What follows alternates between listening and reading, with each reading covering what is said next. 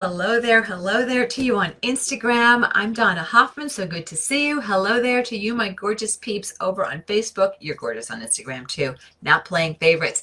Hey there, everybody.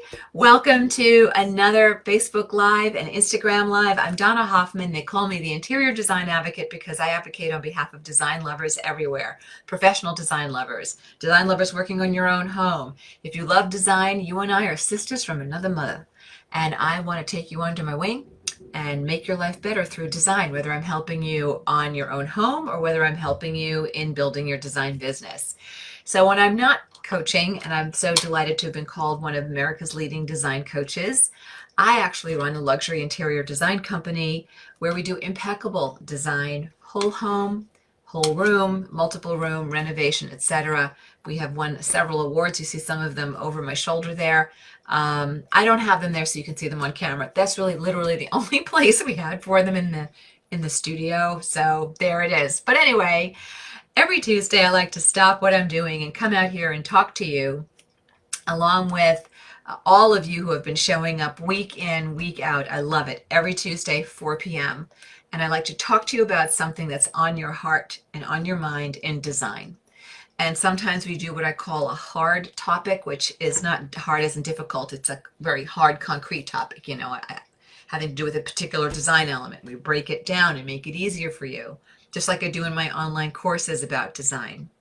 And sometimes I like to tackle what I call a softer topic. It's a topic that has more to do with how you're feeling. And I want to address that as well. And I get these topics from you. It's what you write to me, what you DM me about, it's what you email me about, it's what my students are talking about in the private Facebook groups, because we have private Facebook groups with all of our interior design online courses. So I see a pattern and it breaks my heart, so I wanted to talk to you about it. And so I call today's lesson, How to Stop Hating Your Home Decor. So hating your home decor doesn't mean you necessarily want to run from your home screaming. You might. It doesn't mean that you're not grateful to have a roof over your head. I know you are. But it does mean that you have some degree of shame about the way your interior looks. You may not want to have friends over for the book club or have your family over for Thanksgiving or whatever holiday, or you're looking for excuses to not have people over. Or you go to other people's homes, you return to your own and you feel kind of crummy because you're not feeling great about the way your home is looking. So I wanted to dive into this topic and get you out of this ditch, because it's a disempowering ditch. And what can you create from that place of being totally disempowered? And when I'm done teaching on this topic, I'll be happy to take your questions, your general questions about your anything in design, because I'm doing a softer topic today. So you can put in your project questions, as long as I don't need to see a picture or have a tape measure or a calculator to be able to answer you well. I will take your question. Okay, so how to stop hating your home decor. I'm just going to give you some backup. People think, oh, Donna, you work in this industry and you're probably all that in your own home and feeling great. I got to tell you, I grew up in a residence, in a home, where my mom, who I adored, I looked up to her, idolized her. My mother did not like the way our home looked. She didn't feel good about it. She taught me to be grateful that we had a roof over our head, but she was uncomfortable about the way her home looked. And I recall figuring out as a fairly young person that she was very clever at avoiding having people come over, friends or family. And when family would come over for a holiday, and she was a gracious hostess for sure, and a beautiful person, I could tell she was uncomfortable. I could tell that it bothered her. So I want to break it down for you. So one of the first things and worst things that you can do is comparison.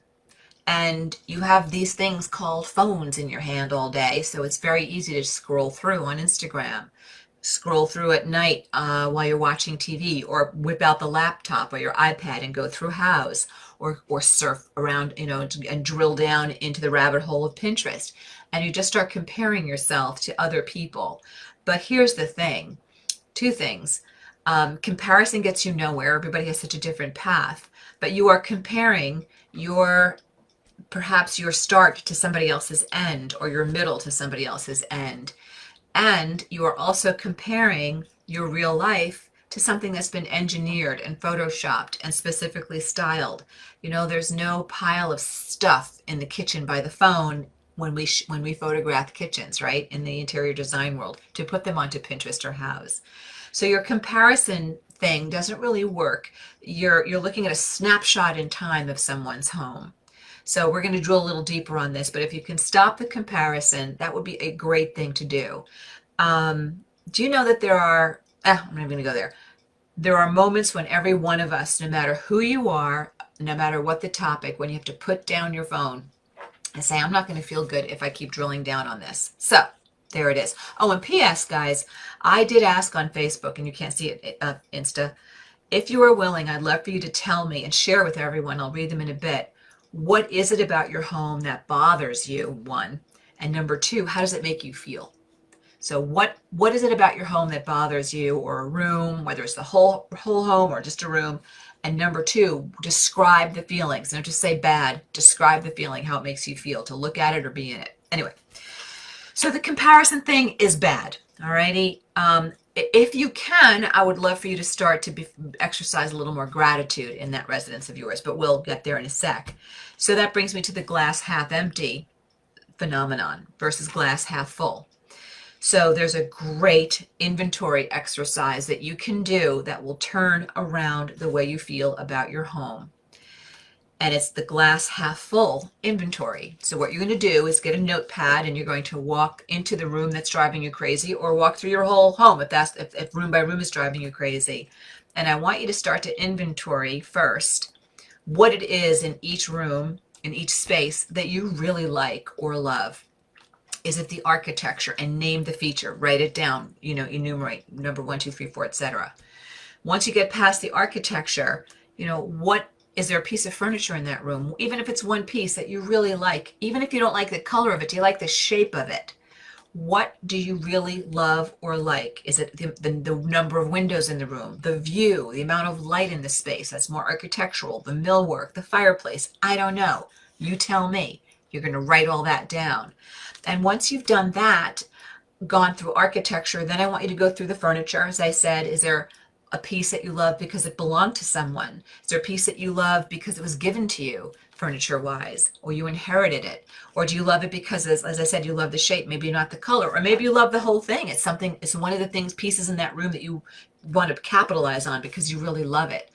Right down to the accessories, right down to the art. I want you to just inventory what I love, and that's what you're going to call it, what I love in my home, room by room by room. And once you've done that, I want you to think about a strategy that would include small but meaningful changes that you might be able to make. Is it rearranging your accessories? Is it updating your accessories? Is it painting? Here are just a couple of high impact changes you can make. Paint has the biggest impact. Color has the biggest impact. Whether you paint the walls, whether you paint your railing of your staircase, whether you paint a piece of furniture. Therefore, changing the color on upholstery if you want to reupholster something rather than replacing new. Paint has a huge difference, makes a huge difference. Refining the layout of a space. Yes. Changing out the way your furniture is laid out can be a game changer in how a room feels to you. I always say to my students in my online courses, everybody's ready to just jump into design without even doing a measured space plan. You have no idea how much beauty is rooted in, grounded in, and connected to the way your furniture is laid out. Yes, I could do the most beautiful room design with you in terms of the furnishings, the art, the accessories, and the rugs, etc., the window treatments, the lighting. If the furniture layout is bad, the room will always be crappy. It will look crappy. It will feel crappy. I don't care how beautiful the appointments are. That's how important and powerful your room furniture layout is. Period. End of story.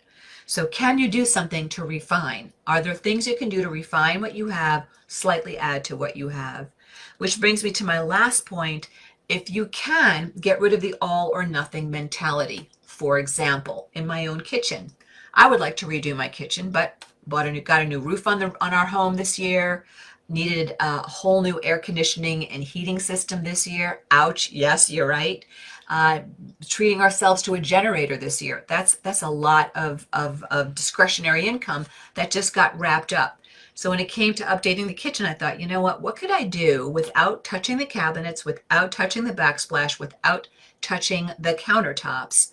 What could I do instead of an all or nothing mentality? So I'll try to share the journey with you as I go through it, but I'm going to be updating my island lighting. I'll be changing out my chairs at my table, changing out my chairs at my island, and updating my window treatments. And I'm telling you right now, because I already see it in my brain, because I work in this industry, but it's going to be a radically different looking and feeling space, even though I know this is only phase one. And phase two will include a new look on the cabinetry, new backsplash, new counters. I don't know when that's going to happen, but I'm going to do a phased something instead of an all or nothing mentality. All or nothing can be the heartbreak for design lovers who are sensitives. Yes, if you love design, chances are great that you are an HSP, highly sensitive person. Did you know that about yourself? Did you? Or maybe you're like me, maybe you're an empath, which is like an HSP on steroids. An empath really is very sensitive to your surroundings and to everybody around you. So of course your interior is really going to affect you, right? So get rid of this all or no. I'm getting hearts on that one. So I've got some empaths and HSPs for sure watching this Instagram live and Facebook live. So I don't want to disempower you, my lovelies. I want to empower you. And mindset is so important.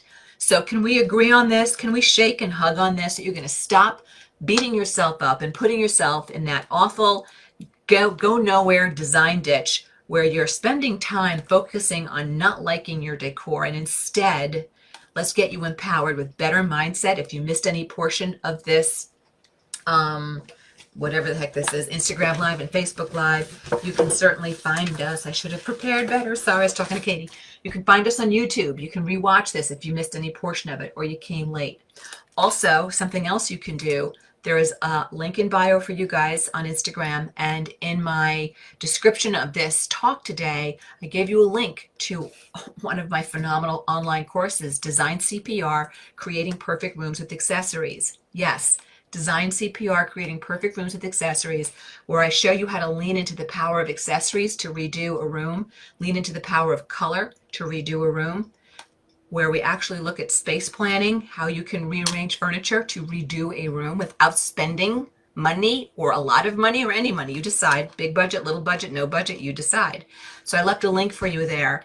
If you like what you see, head to the blog. There's still a 20% off coupon. I know we said we were going to keep it up through COVID. I'm not considering COVID totally done yet because some people are still masking in my food store. So to me, that's COVID is still happening. So there it is. All right, lovely. So I'm happy to see who's saying what. Want to hear your feedback. What's up with you? Marcia Bedner is saying such good wisdom and compassion. Oh, so sorry. Such good wisdom on comparison. I was uncomfortable. I was uncomfortable with how my home looked because we had 13 people living under one roof. Yeah, that's a lot of people. So there's a lot of energy in that. Marcia, you might also be sensitive, so that might have been making you a little loopy also. But yeah, you have people putting their stuff out there and their stuff into the interior and so forth. Beverly is saying, what bothers me in my home is that I have so many papers laying around and I don't know how to fix that. Oh, Beverly, if you can't throw it out, you got to get a home organizer in. One afternoon with a good home organizer and she will blow through all that stuff for you.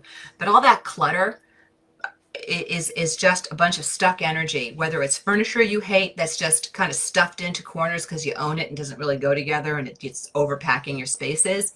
That is old stuck energy. Get rid of it. So there it is. So let me see who's saying what. I'll come back to you girls on Insta, you gorgeous peeps. Let me see what the Facebook beauties are saying. Okay, I'm getting a lot of hellos from Potomac, from Greensboro, from Boston. Good afternoon from Alabama. Hello, Debbie. Okay, a lot of, we're just saying hello to just everybody. All right, so hello from Connecticut and Virginia and Florida. Okay, so and Amrita is saying that clutter makes her feel out of control and defeated. I know. I have to tell you that whenever I see a client cleaning things out, getting rid of things, hiring a home organizer, if they don't have the time or bandwidth or desire to do it on their own without a coach kind of helping them along, which is what a home organizer basically does, I know they're getting ready to move into something else, something bigger, some bigger expression of themselves. They're releasing something and getting ready for new energy. I encourage you, get rid of the clutter. I see it in my own home. The more overworked I am, the more workaholic I get, and the more driven and crazed I get and pressure filled, and the worse my sleeping is, the bigger the pile of stuff, paperwork in my kitchen is.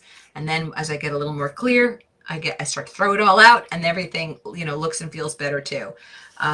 You gotta keep that interior feeding your inner self, right? So that's why I'm happy we're here today talking about all this. Okay, so Sandra is saying I have to actually feel the layout of the room. You know what, Sandra, you're right. The way a room is laid out will definitely. I skipped a whole bunch of comments. Sorry, I'll go back.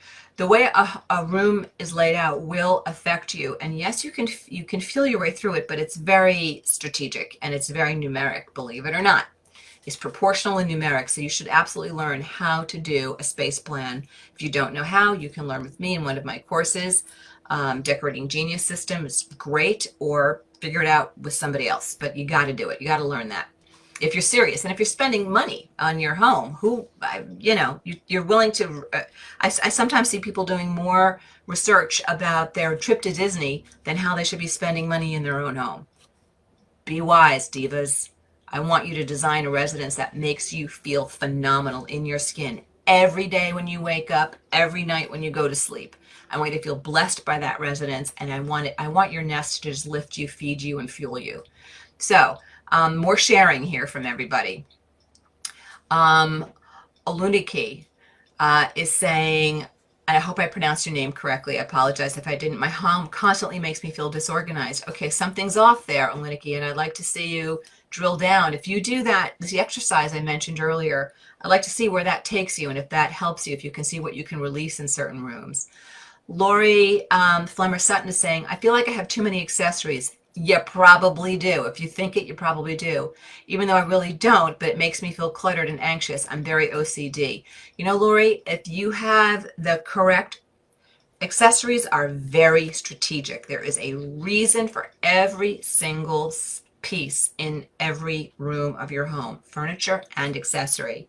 If you can't tell me or somebody justify why every single item is there, then it probably shouldn't be there. Your accessories are pushing and exerting a great pressure and influence on every room that they're in. The room that you're in right now, your accessories are pushing and exerting a very strong thrust in that room. So you need to know why they're there. So I wonder, Lori, if you could be not being strategic with your accessories. Easy to fix when you learn the strategies. Elizabeth is saying hello from North Carolina, my sister from another mister. Thank you. I never heard that one before. I've heard my sister from another mother. That's how they say it in New York. Drop all the R's off of everything. As a New Yorker, I can say that. I can poke fun at the New York accent because I grew up speaking with it. Anyway, so Lisa, clutter is the name of the game today. Everybody's feeling, Lisa's saying, hello from Virginia, clutter, can't get organized and let it go. Lisa, do that exercise I mentioned, and then I bet you might be inspired to start to get rid of things, par down. Alrighty, so here come some Oh, I pronounced Aluniki's name right. I'm so glad. Good. So Kathy now has a project question, and I'll take your project questions as well. Sounds like everybody has. Oh, Jennifer has a problem here. I live in an 1890s historical Victorian home. It's gorgeous but dark. I'm afraid to paint it. Jennifer. Oh, Jennifer. Listen. I know an architect might really, throw a soggy meatball at me for saying this, but I think that if you are living in an interior, I don't care if it's a historic home, if it's making you uncomfortable and want to crawl out of your skin because it's too dark, you need to lighten and brighten it. Now, if you can't do that with lighting, then you need to do it with color and other tools of the trade. If you can't paint it, are there things you can do with rugs and furnishings to lighten things up? But even still, if the whole space is dark, not well lit, and dark stained millwork, that's going to be really hard to lighten up. So I don't know how to tell any of you to live in a space that you're not trying to somehow improve so that it makes you feel good. Otherwise, it's like stepping over a big giant dead cockroach in the middle of your living room. There's a play by, is it Ibsen? No. There's some really like avant-garde play, which is there is a giant cockroach in the middle of this living room, and these characters, it's really about the cockroach represents their crappy marriage. But anyway, these characters just keep tripping over it. And then by act 2, the cockroach has gotten bigger and they literally can't quite move around it. It's like the elephant in the room everybody's trying to ignore. Something bad in a room will wipe out all the good that's in that room. So Jennifer, I want you to paint your house if that's what's going to make you feel better. I forgive you for painting a historical Victorian home. And quite frankly, you could make a historical Victorian 1890s home spectacular and exciting by modernizing it with lighter, brighter walls, color, etc. And I'm getting hearts on that one, so there it is. Home Decor Life Love on Insta saying, what a great topic. I think we all needed a bucking up. I know I did. Easy to get in a funk. Thank you, Donna. You have made me feel grateful for what I have. Yay! Oh, I'm so glad about that. That's stupendous. Lori is saying, I need to update the whole home, but now costs are up. Yes, they are. Should we wait for prices to come down, or are high costs here to stay? Lori, that's a great question. I was just talking to somebody in a rug showroom about this yesterday. Remember when the price of gas went up? Because the barrel of oil turned into like, I don't know, well over $100 a barrel. And then it came down to like 85 a barrel, and then less and lower and lower and lower, like super low. I'm still paying over $3, close to $4 for gas. My gasoline price never dropped back down to under $2 back in the 100 years ago days or whatever.